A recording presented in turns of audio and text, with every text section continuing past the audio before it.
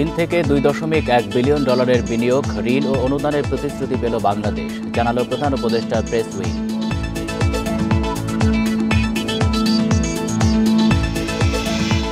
মিয়ানমারে 7.7 মাত্রার ভূমিকম্পে 20 জন নিহত। থাইল্যান্ডে ভবন ধসে প্রাণহানি 3, নিখোঁজ অনেকে, জরুরি অবস্থা জারি।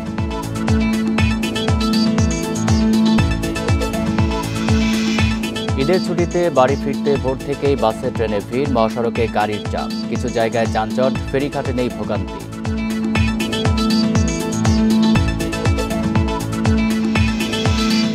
ঢাকা, খুলনা, রাজশাহী সহ 11 জেলায় মৃদু তাপপ্রবাহ। কাল থেকে আরও তীব্র হবে, এপ্রিল মাস জুড়েই থাকতে পারে এই পরিস্থিতি।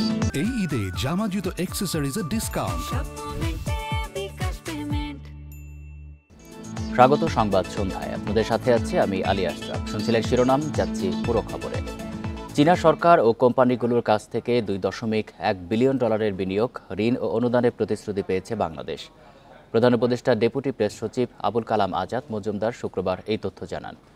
বাংলাদেশি কর্মকর্তারা এবং ঢাকায় নিযুক্ত চীনা রাষ্ট্রদূত ইয়াওয়েন জানান, প্রায় 30টি চীনা কোম্পানি বাংলাদেশে এক্সক্লুসিভ চায়না ইন্ডাস্ট্রিয়াল ইকোনমিক জোনে $1 বিলিয়ন বিনিয়োগের প্রতিশ্রুতি দিয়েছে। প্রধান উপদেষ্টা বাংলাদেশের উৎপাদন খাতে বিনিয়োগে চীনের বেসরকারি প্রতিষ্ঠানগুলোকে উৎসাহিত করার পর এই প্রতিশ্রুতি এসেছে। চীন মংলা বন্দর আধুনিকায়ন প্রকল্পের জন্য প্রায় $400 মিলিয়ন ঋণ দিতে চায়। এছাড়া চায়না ইন্ডাস্ট্রিয়াল ইকোনমিক জোনের উন্নয়নে $350 মিলিয়ন এবং প্রযুক্তিগত সহায়তার জন্য $150 মিলিয়ন দেওয়ার পরিকল্পনা করেছে। বাকি অর্থ অনুদান ও অন্যান্য ঋণের মাধ্যমে আসবে।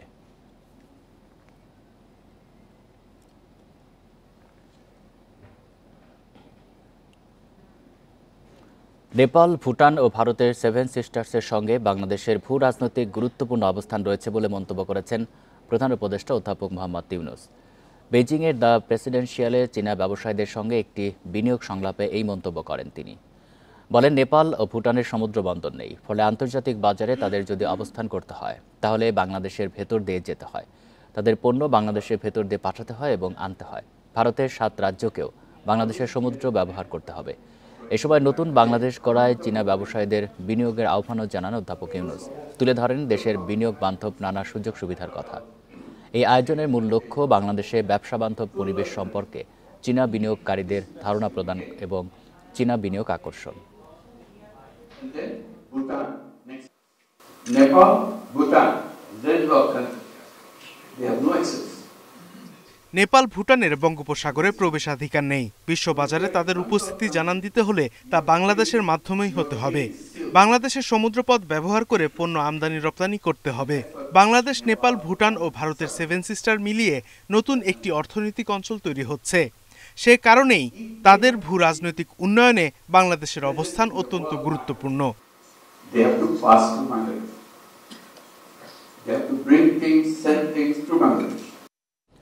বেইজিংয়ে শি জিনপিং, অধ্যাপক ইউনূস শীর্ষ বৈঠকে বড় পরিসরে কথা হয়েছে তিস্তা প্রকল্প নিয়ে। পাশাপাশি গুরুত্ব পেয়েছে চীনা ঋণে সুদহার কমানো, রোহিঙ্গা প্রত্যাবাসন প্রসঙ্গ। প্রধান উপদেষ্টার এসব আহ্বানে অন্তর্বর্তী সরকারের প্রতি পূর্ণ সমর্থন জানিয়েছেন প্রেসিডেন্ট শি জিনপিং। দিয়েছেন বাংলাদেশে বিনিয়োগ উৎসাহিতের আশ্বাসও।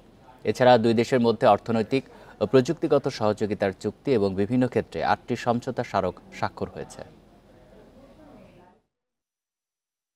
বেইজিংয়ের গ্রেট হল অব দ্য পিপলে চীন বাংলাদেশের 2 শীর্ষ নেতা বৈঠক। শুক্রবার সকালে সেখানে উষ্ণ অভ্যর্থনা পান অন্তর্বর্তী সরকার প্রধান। এরপর শুরু হয় প্রেসিডেন্ট শি জিনপিংয়ের সঙ্গে অধ্যাপক ইউনূসের দ্বিপাক্ষিক বৈঠক। প্রায় 1 ঘণ্টার এই আলোচনায় বিশেষ গুরুত্ব পেয়েছে পানি সম্পদ ব্যবস্থাপনা ও বহুল আলোচিত তিস্তা প্রকল্প। ওয়াটার রিসোর্স ম্যানেজমেন্টের ব্যাপার কোঅপারেশনের কথা এসছে, সেখানে তিস্তার বিষয়টাও এসছে, তিস্তার এই প্রকল্পের সাহায্যের কথাটাও এসছে। তো আমরা আশা করছি যে বাংলাদেশের সাথে চায়নার যে সম্পর্ক, এটা সামনে আরো আমরা যে একটা নতুন স্কেলে যাবে, নতুন অধ্যায় সূচিত হবে। এছাড়া চীনা ঋণের সুদের হার বিষয়েও কথা বলেন প্রধান উপদেষ্টা। সামনে আসে বিনিয়োগ বাড়ানোর প্রসঙ্গ। এ প্রেক্ষিতে অন্তর্বর্তী সরকারের প্রতি চীনের পূর্ণ সমর্থন রয়েছে জানিয়ে বিনিয়োগকারীদের উৎসাহিত করার আশ্বাস দেন প্রেসিডেন্ট শি জিনপিং।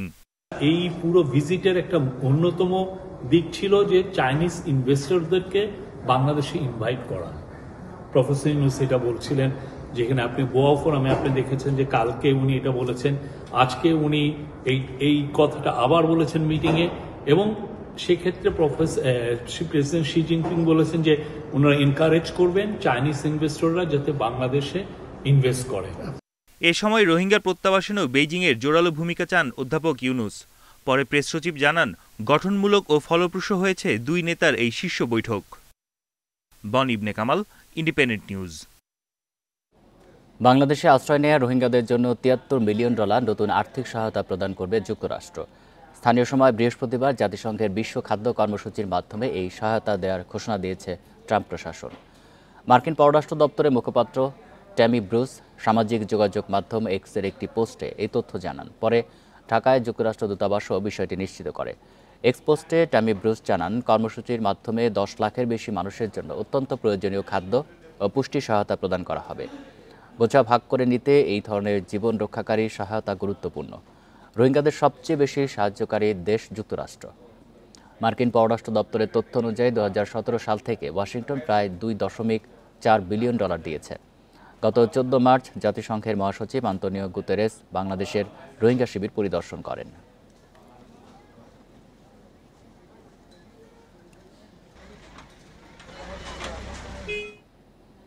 নির্বাচন নিয়ে অন্তর্বর্তী সরকার ধোঁয়াশা তৈরি করছে এবং তাদের কথার সঙ্গে শেখ হাসিনার কথার মিল পাওয়া যাচ্ছে বলে মন্তব্য করেছেন বিএনপির জ্যেষ্ঠ যুগ্ম মহাসচিব রুহুল কবির রিজভী।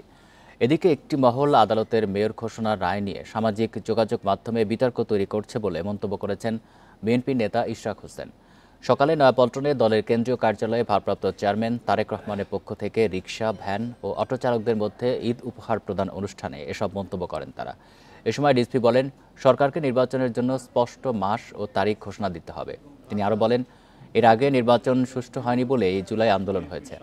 এই সরকার ভোটে নির্বাচিত না হলেও তার জনসমর্থন রয়েছে। অন্যদিকে ইশরাক হোসেন জানান, ঢাকা দক্ষিণ সিটি নির্বাচন নিয়ে ন্যায় বিচার পাওয়ার জন্যই আদালতে গিয়েছিলেন। রায়ের মাধ্যমে আইনের শাসনের দৃষ্টান্ত তৈরি হয়েছে বলেও মন্তব্য করেন তিনি।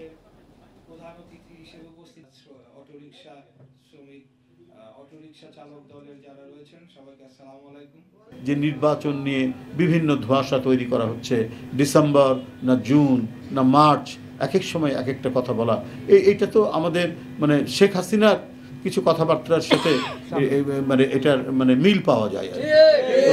কেন এটা হবে? মেয়র পদটিকে দখল করা হয়েছিল, সেটার বিরুদ্ধে যে একটা আইনি ভিত্তি প্রতিষ্ঠা করলাম, সেই বিষয়ে কিন্তু কোনো অ্যাপ্রিসিয়েশন কিন্তু ওই মহলটি দেখাচ্ছে না। তাদের আমাদেরকে ধন্যবাদ দেওয়া উচিত ছিল যে আমরা একটা আইনের যে শাসন সেটির জন্য আমরা কাজ করে যাচ্ছি। মিয়ানমারে 2 দফা শক্তিশালী ভূমিকম্পের ফলে 20 জনের মৃত্যু হয়েছে। 6টি রাজ্যে জারি করা হয়েছে জরুরি অবস্থা।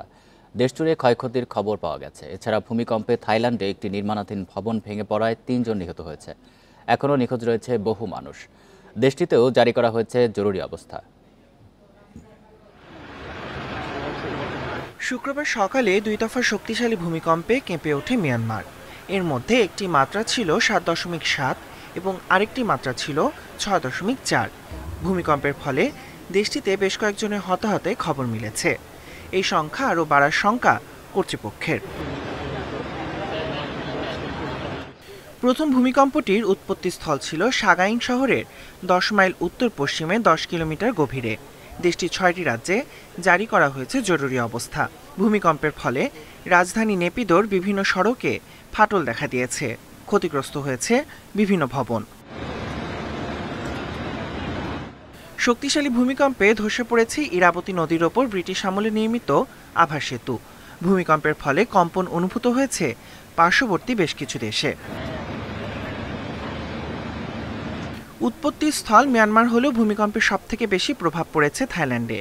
এতে দেশটির রাজধানী ব্যাংককে নির্মাণাধীন 30 তলা একটি ভবন ধসে পড়েছে। কয়েক সেকেন্ডের মধ্যেই পুরো ভবন পরিণত হয় ধ্বংসস্তূপে।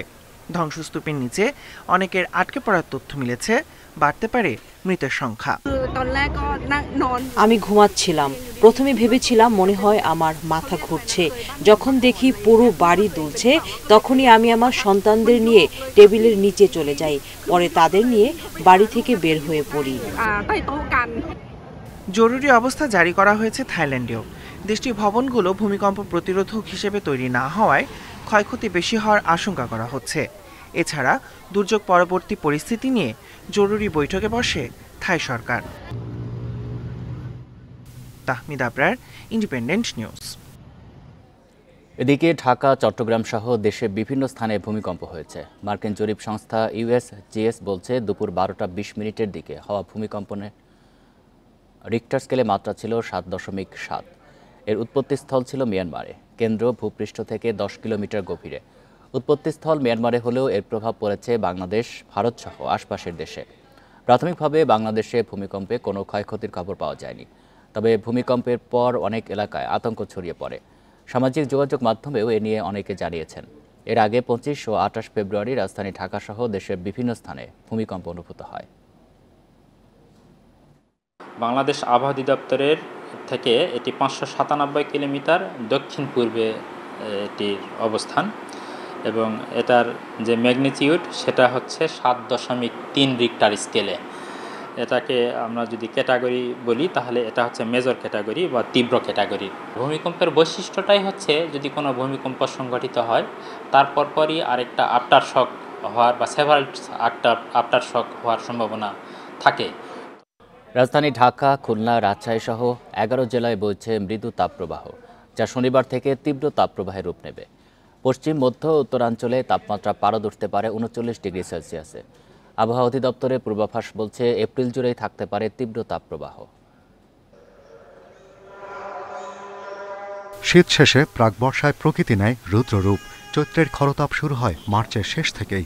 এরই মাঝে শুক্রবার পশ্চিমের জেলা যশোর ও উত্তরের প্রবেশমুখ রাজশাহীতে তাপমাত্রা পারদ উঠেছে 37.6 ডিগ্রি সেলসিয়াস আর রাজধানীতে 36 ডিগ্রি সেলসিয়াস। আবহাওয়া অধিদপ্তরের পূর্বাভাস বলছে যশোর, খুলনা, সাতক্ষীরা, চুয়াডাঙ্গা, রাজশাহী সহ 11 জেলায় মাঝারি তাপপ্রবাহ বয়ে যাবে আরও কয়েকদিন। এ সময় তাপমাত্রা 38 থেকে 39 ডিগ্রি সেলসিয়াস পর্যন্ত উঠতে পারে।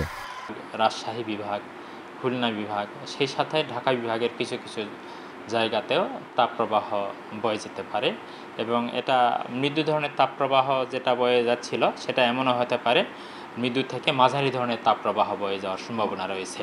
আবহাওয়া অধিদপ্তরের তথ্য বলছে এই মৌসুমে মার্চে প্রথম মৃদু তাপপ্রবাহ দেখা দেয় 13 থেকে 16 মার্চ। তখন সিরাজগঞ্জে 37.7 ডিগ্রি সেলসিয়াস তাপমাত্রা ছিল। এ মাসে দ্বিতীয় দফায় চলা তাপমাত্রার প্রভাব এপ্রিলে আরও তীব্র হবে। এপ্রিল মাস আমরা সবাই জানি যে এটা বাংলাদেশের সবচেয়ে উষ্ণতম মাস, যদিও বর্তমান সময়ে এই প্যাটার্নটা একটু চেঞ্জ হচ্ছে। এখন দেখা যাচ্ছে যে জুন মাসেও কিন্তু উষ্ণতা থাকছে। তো এখন পর্যন্ত যেরকম অবস্থা তাতে এপ্রিলের শুরু থেকেই আমরা তাপপ্রবাহ পেতে পারি।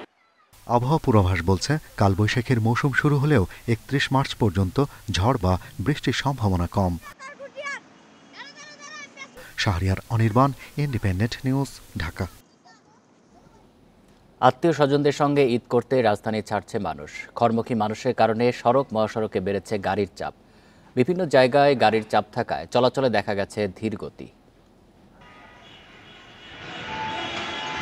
বৃহস্পতিবার শেষ কর্মদিবসের পর শুক্রবার থেকেই শুরু হয়েছে ঈদের টানা ছুটি। শুক্রবার সকাল থেকেই বাড়ির পথ ধরতে শুরু করেন রাজধানীর বাসিন্দারা। ঈদযাত্রায় সড়ক মহাসড়কে দেখা গেছে গাড়ির চাপ। তেমন ভোগান্তি না থাকলেও কোথাও কোথাও গতি কমে যানবাহনের। শুক্রবার সকাল থেকেই ঢাকা ময়মনসিংহ, ঢাকা টাঙ্গাইল মহাসড়কে ঢল নামে গাড়ির। গাজীপুরের ভোগড়া বাইপাস থেকে চান্দনা চৌরাস্তা, টঙ্গীর চেরাগালি, গাজীপুরা পয়েন্ট দিয়ে ধীরগতিতে যান চলাচল করতে দেখা যায়। চন্দ্রা ত্রিমোড় এলাকায় একই অবস্থা চোখে পড়ে। আগের ভাড়া ছিল 150 টাকা, এখন ভাড়া হচ্ছে 500 টাকা। 1 ঘন্টা যাবত দাঁড়ায় আছি, কোনো গাড়ি আমার নিতেছে না। যানবাহনের চাপ বাড়লেও ঢাকা টাঙ্গাইল যমুনা সেতু সংযোগ সড়কে স্বাভাবিক গতিতেই চলাচল করছে গাড়ি। গণপরিবহনের পাশাপাশি ব্যক্তিগত গাড়ি ও মোটরসাইকেল চলাচল করছে অনেক বেশি। আগে যেমন ঘন্টার পর ঘন্টা জাম থাকছে, এরকম জাম নাই এখন। যানজট তেমন নাই, এটাতে টাঙ্গাইল থেকে এলাঙ্গা পর্যন্ত কোনো যানজট নাই, কিন্তু ওইদিকে আছে, এদিকে যানজট নেই। নারায়ণগঞ্জে ঢাকা চট্টগ্রাম ও ঢাকা সিলেট মহাসড়কে যানবাহনের চাপ বাড়লেও কোথাও যানজট নেই। যানবাহনের সংখ্যা বেড়েছে মুন্সিগঞ্জের মাওয়া প্রান্তের পদ্মা সেতুর টোল প্লাজা এলাকায়। তবে এখন পর্যন্ত যানজট কিংবা কোনো ভোগান্তি নেই। আসছে কোনো যানজট ছিল না, একেবারে ফেয়ারলি খুব কমফোর্টলি আসছে। এখন পর্যন্ত আমাদের কাছে আসলে চ্যালেঞ্জ মনে হয়নি। আমরা মনে করছি যে ঈদকে কেন্দ্র করে মানুষের যে বাড়তি উন্মাদনা, যানবাহনের যে চলাচল সেটা স্বাভাবিক রয়েছে এবং আমরা এখন পর্যন্ত সেটা নিশ্চিত করতে সক্ষম হয়েছি।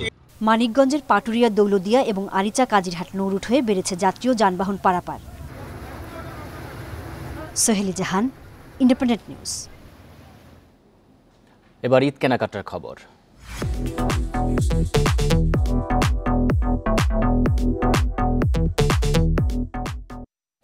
শেষ মুহূর্তের ঈদ কেনাকাটায় ব্যস্ত রাজধানীবাসী। বিভিন্ন ব্র্যান্ডের শোরুমে ক্রেতার ভিড়।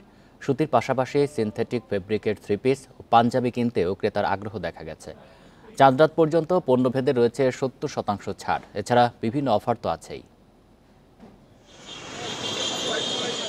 শেষ সময়ের কেনাকাটা, তাই নির্বাচিত পোশাকের দোকানেই ঢু মারছেন ক্রেতারা। এক্ষেত্রে ভরসা দেশীয় ফ্যাশন ব্র্যান্ডগুলো। মোহাম্মদপুরের শপিং পাড়া রিং রোডে মিথ লাইফস্টাইলের এই আউটলেট। সংগ্রহে আছে সালোয়ার কামিজ, কুর্তি, পাঞ্জাবি, ছেলেদের ক্যাজুয়াল ও ফর্মাল পোশাক। ঈদ উপলক্ষে এসব পোশাকে আনা হয়েছে উৎসবের আবহ। মিথের হাওয়াই শার্ট ক্রেতাদের মধ্যে জনপ্রিয়। এছাড়া পাঞ্জাবিতেও আগ্রহ আছে বেশ। তরুণদের জন্য রাখা হয়েছে কাবলি সেট। মিথের সব প্রোডাক্টই হচ্ছে আমার খুব পছন্দের, কারণ হচ্ছে আমি মিথের রেগুলার কাস্টমার। তার মধ্যে হাওয়ার শার্টগুলো হচ্ছে আমার খুব ফেভারিট। গরমের জন্য এগুলো খুব উপযুক্ত। হাফাতাগুলো আর কি ইজি হয় আমাদের জন্য। এখানে কালেকশনগুলো খুব ভালো, কাপড়গুলো খুব ভালো পরে কমফোর্টেবল ফিল হয়। একটা ঈদ কালেকশন তো ভালো এবার, আর এদের কাপড়গুলি কমফোর্টেবল আর কি। ঈদের সালোয়ার কামিজে সিনথেটিক কাপড় ও ভারী নকশা চান অনেকেই। ক্রেতারা জানান উৎসবধর্মী লুক আনতে হলে এসব অনুষঙ্গ চাই। তাই চাহিদার কথা ভেবে দেশীয় বুটিক্সের পাশাপাশি পাকিস্তানি ও ভারতীয় 3 পিসের সম্ভার রেখেছে মিথ লাইফস্টাইল। আমার বাসায় সবারই মানে সিনথেটিকটাই বেশি পছন্দ হয়, তো আমরা সেভাবেই করি। নিজস্ব প্রোডাক্টের পাশাপাশি আমাদের এবার আমরা ইম্পোর্টেড আইটেমও কিছু অ্যাড করেছি। যেমন হচ্ছে আমাদের আনস্টিচ অনেক পাকিস্তানি ড্রেস আমরা হচ্ছে অ্যাড করেছি। এছাড়াও হচ্ছে আমাদের ইম্পোর্টেড পোলো শার্ট আছে। মিথে বিভিন্ন পোশাকে চাঁদ রাত পর্যন্ত থাকছে 70% ছাড়। এছাড়া বাংলা লিংক অরেঞ্জ ক্লাবের আনলিমিটেড 10% ছাড় তো থাকছেই। বাংলা লিংকে আমাদের ক্যাম্পেইন চলছে, অরেঞ্জ ক্লাব গ্রাহকদের জন্য 10% অল প্রোডাক্টে ডিসকাউন্ট পাচ্ছে। ঈদের জন্য তো মূলত পাঞ্জাবি পায়জামা সবাই পছন্দ থাকে। ছোটদের পোশাকেরও বৈচিত্র্যময় সংগ্রহ আছে। ছোটদের পাঞ্জাবি নিতে অনেকেরই পছন্দ এই ব্র্যান্ড। সুতি এবং সিনথেটিক দুই ধরনের কাপড়েই পাওয়া যাচ্ছে ছোটদের পোশাক। সুলতানা জাহান মিতু, ইন্ডিপেন্ডেন্ট নিউজ, ঢাকা। গাজায় ইসরায়েলি আগ্রাসনের প্রতিবাদে বিক্ষোভ মিছিল করেছেন মুসল্লিরা। জুমার নামাজের পর বায়তুল মোকাররমের উত্তর গেট থেকে আল কুদস কমিটি বাংলাদেশের উদ্যোগে এই মিছিল বের হয়। স্বাধীন ফিলিস্তিন রাষ্ট্র প্রতিষ্ঠা ও বায়তুল মোকাদ্দাস মসজিদ মুক্ত করার দাবি জানান বিক্ষোভকারীরা। বলেন যুক্তরাষ্ট্রসহ বিভিন্ন ক্ষমতাসীন দেশ ইসরায়েলের বর্বর হত্যাযজ্ঞের পক্ষ নিচ্ছে। এসব রাষ্ট্রের প্রধানদের প্রতিও তীব্র নিন্দা জানান তারা। জাতিসংঘ সহ বিশ্বের বিভিন্ন আন্তর্জাতিক সংস্থা ফিলিস্তিন ইস্যুতে কোনো শক্ত অবস্থান না নেয়ায় তাদের কঠোর সমালোচনা করেন বিক্ষোভকারীরা। ইসরায়েলের হত্যাযজ্ঞ বন্ধে ও ফিলিস্তিনকে স্বাধীন করতে মুসলিম নেতাদের ঐক্যবদ্ধ হওয়ার স্লোগান দেওয়া হয় মিছিল থেকে। এই ছিল সংবাদ সন্ধ্যায়। ইন্ডিপেন্ডেন্ট টেলিভিশনের সব খবরের আরও বিস্তারিত জানতে চোখ রাখুন ফেসবুক, ইউটিউব এবং এক্সে। ধন্যবাদ সবাইকে।